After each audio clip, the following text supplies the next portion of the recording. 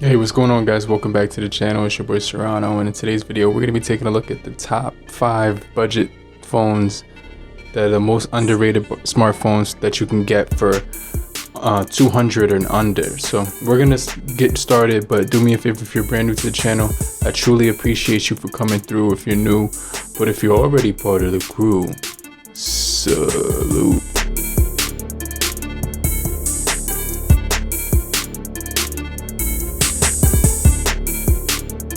So today we're going to be starting off with the Samsung Galaxy A12, and this is right around that $200 mark, $179, depending on where you pick it up. But I can leave a cheap link down below for you to pick it up. But we do have a two-tone finish on this phone, which is really nice. A side-mounted fingerprint sensor, as well as the volume rocker on the right-hand side of the phone. We also do have a quad camera setup as well, which is really cool about this phone.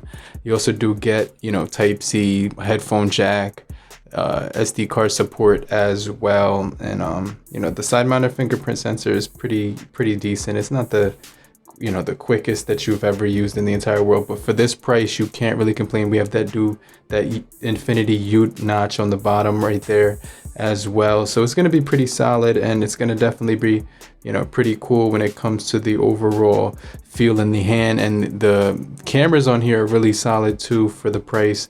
But we're going to be getting Android 12 on this device in the future. We should be getting Android 12. Right now it has Android 11, and it's going to be having the 5,000 milliamp hour battery, so you will get really long battery life as well.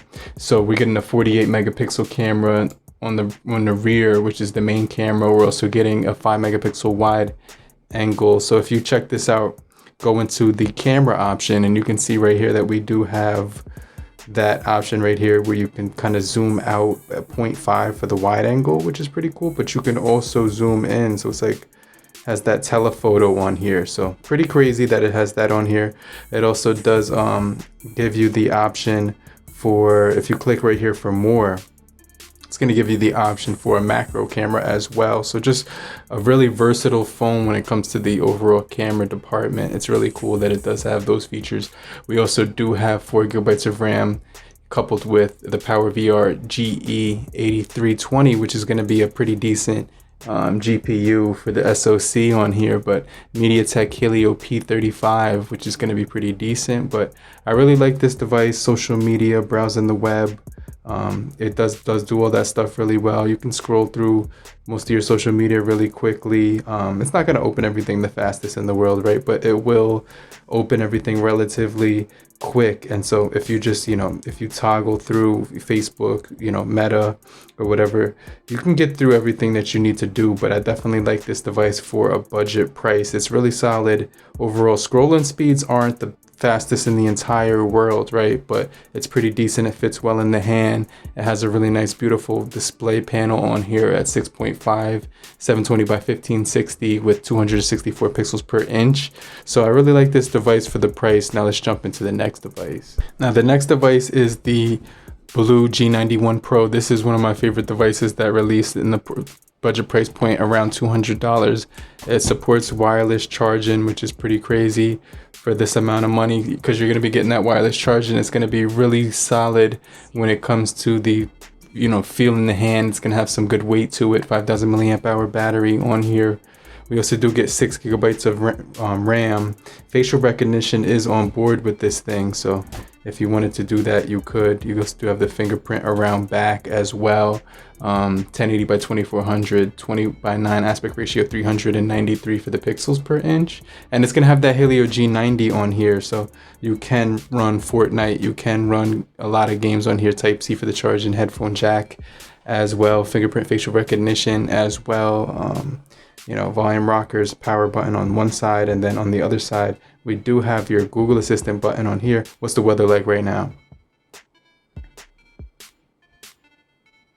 So I kind of like how they implement that Google Assistant button on this device. Has a really nice feel in the hand, has a really large display at 6.7 inches. So it's going to be really solid. Android 11 is also on board here with the 30 watts fast charging and 10 watts fast charging with the wireless charging feature. So this thing does have some pretty decent scrolling speeds. It's 60 hertz on here, I believe. So it's not going to have like a variable display where you can change it to the 90 or anything, but it flows really smooth. Social media feels really good on here, on Meta, Instagram, everything like that. Scrolling speeds are really fast on this device, so I'm really impressed. The performance on this thing runs really well for a budget phone. And the next device we're going to be talking about is the Yuma Digi A11, and this is a really solid phone for the price. It has a premium metal design all around it. Aluminum edges on here, Type-C for charging. You do get the headphone jack above as well. There's only one single mic on this guy, so I just want to throw it's at the bottom, it's not at the top. So you will get the antenna strips, you will get a button right here that you can map out, and I have that set for my maps. You could also do a double click. I think it does another function. Yeah, I have it set to the camera, so that, the flash, so that turns on, and you get the two functions with that double click or long hold. So it's really cool. Micro SD card support.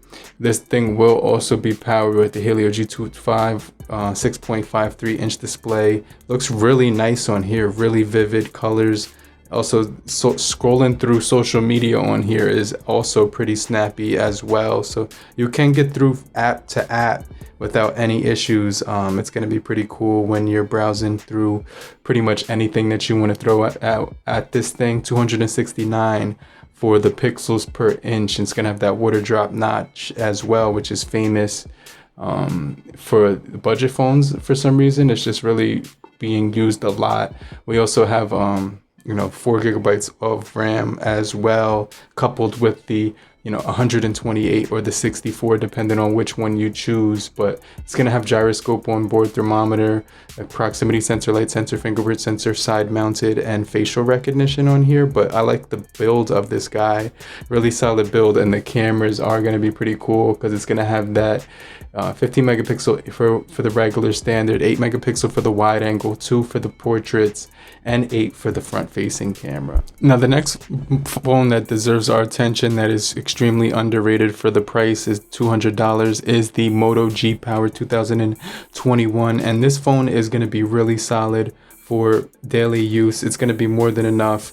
You're going to get a really good battery life on this phone with the battery that we're getting on here. It's going to be really solid. So you're going to also be able to get updates on this. It has a 5,000 milliamp hour battery. I think this one is the it's the 2001 model, but it does have Android 10 on here, but they will get updated. It's just not updating as fast and as quickly as I would like, but you will get updates on here eventually. But this device is really solid. It does have a side mounted fingerprint. It does have if you do unlock it, you can access your facial unlock as well. We also do have a 48 megapixel around back 6.6 display on here with the Snapdragon 662. The quad camera setup is pretty cool. We do get 266 for the pixels per inch, 720 by 1600, 20 by 9 aspect ratio. So really solid. 3 gigabytes of RAM, 32 gigabytes of internal storage. As far as the overall speeds when you're scrolling, for social media like YouTube, it's going to be pretty good. We also do have a 48 megapixel, 2 megapixel macro, and 2 megapixel for portraits, and a 8 megapixel front shooter. So it's going to be pretty solid. You also do get a bottom firing speaker, Type-C microphone on top and bottom, and a headphone jack on this guy. So just really nice build quality, nice overall feel in the hand, clicky buttons as well, solid build, and really great battery life on here. Now the next device is one of my favorites I want to talk about. It's actually one of the newest as well. This is the new B15, a really solid device. It has like a really nice finish on the back. It's going to get fingerprints really easy. It has lift to wake, double tap to unlock as well. So facial recognition, fingerprint sensor, side mounted fingerprint on here as well. We do get the headphone jack at the bottom, Type-C for charging, single firing speaker on here, microphone at the top, expansion of the storage, but you can get the option right here for 128 of internal storage and 4 gigabytes of RAM coupled. Android 11 on board. We do have the MediaTek Helio G88, which is going to be really solid for gaming and things like that. It's also going to have a 48 megapixel standard, 5 megapixel wide angle, 2 megapixel macro, and 2 megapixel depth with an 8 megapixel on the front. And we do get a fingerprint sensor. We don't get we don't get NFC, but we do get the light sensor, proximity sensor, accelerometer, gyroscope, as well as gravity sensor on this guy. So a lot of really good features with this phone. Also, the scrolling speeds are going to be extremely smooth because we do have that frame rate where you can change it from 90 to 60, and you could also do one or the other, which is crazy. So I definitely like the fact that they do have a variety of features on this thing. It's also been my main phone for the last few days or whatever, and it's going to be a really solid device for the last week or so that I've been using it. Really nice design, feels good in the hand because of the squared off edges. They don't have those antenna strips on here, so that's pretty cool. But just a really solid design on this phone and really great performance with the G88. So I definitely have been enjoying this device right now. But there's a lot of phones you can get for $200, right? So these are the top 5 underrated phones in that price point. This also does have 1080 by 2460, 6.78 with 396 pixels per inch with an IPS TFT display on here. But just a really solid device overall. I can't complain for the money. And honestly, this is one of my favorite budget devices of the year right now. But hopefully you guys did find this video helpful, informative, or the least bit helpful or any way possible. But if you did find it possible, make sure you hit the like button, show your support and appreciation, and subscribe and get notified as well. And I'll get right back with you later, crew. Peace.